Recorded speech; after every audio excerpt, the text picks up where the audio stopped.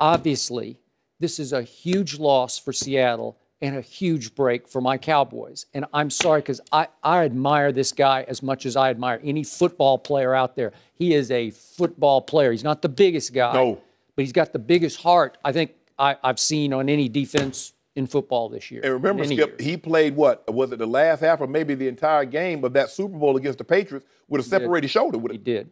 And so that just goes to show you how tough he is and what this game means to him. Yeah. And they're a different team when he's in as opposed to when he's out.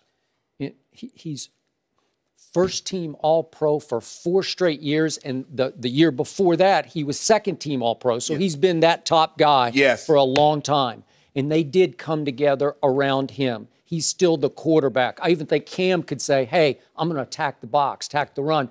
Cover me. You got my back. He seemed to have everybody's back. He was always, virtually always in the right place at the right time.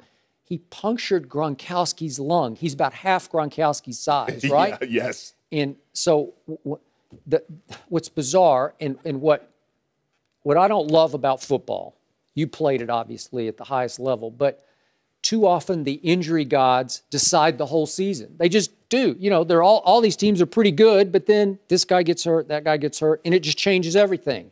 Maybe the Gronkowski injury will be the end of New England in the long run. Maybe it'll just be too much for them to overcome. And plus because it was so freaky. Yeah. He was going for an interception, and his legs, and Cam, basically his leg hits Cam.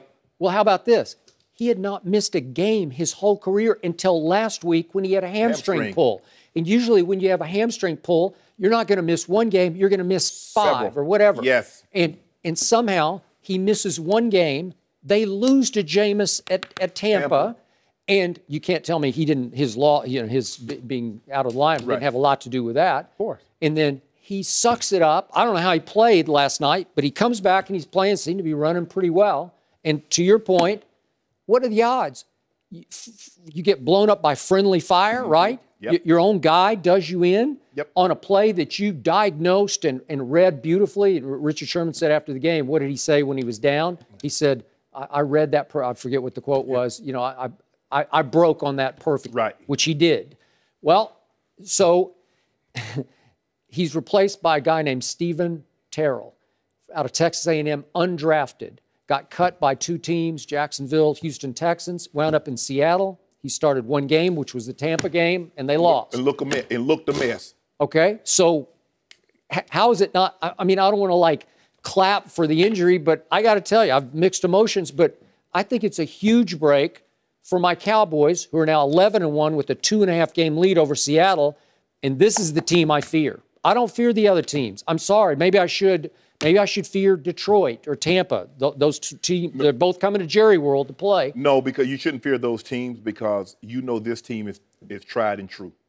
They've been there. This is the team. They're battle tested. They've been in the fire, and they've come out the other side looking very, very well. They're always going to be in the mix.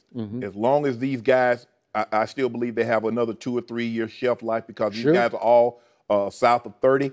And when you look at the offense, if they can just give Russell a little time, because Thomas Rawls came back last night. He did, and he looked good. He looked very, very good. 106, I think. Yes, and then you got Lockett, who can do so many things in the kick and the punt return game. You can get him on screens. I mean, he takes a jet sweep. Who takes a jet sweep and goes 75 yards, Skip? That guy can. Yeah, exactly. And so I wouldn't bet against them, but it decreases my confidence that I have in them. But a Pete Carroll coach team will always be in the mix. Skip, I tell you a story. In '95, in this friendly fire, we called 16 power. We're playing the Jacksonville Jaguars, and me and the tackle are going to double team the defensive end. I'm doubling. Mark Slareth playing left guard. He's going to pull. He's pulling around. His fist goes through my face mask, fracture my eye socket. I don't know. Mark's a friend of mine. I didn't know he did that to you. Yeah, he did that. And then in the meeting on Monday, Alex Gibbs say, this is your last time pull. You will never, ever pull again because your job is to try to put their guys out, hurt them, not literally, but not our own guys. So that was it for Mark Slareth pulling because he injured me. And it just goes to show you, it's not always a big hit by the opposing team. Sometimes it's friendly fire from your own team. And I hate using that term, but sometimes it's your own guys trying to make a play or trying to do their job that gets you injured.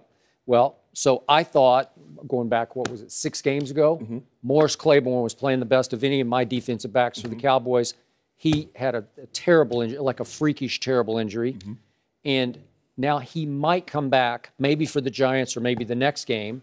Again, is he a Legion of Boom type defender? But he was the best we had. You guys had. Yeah, so my point is, if he comes back, then it'd be slight more advantage to Dallas. But again, the injury gods determine your fate usually.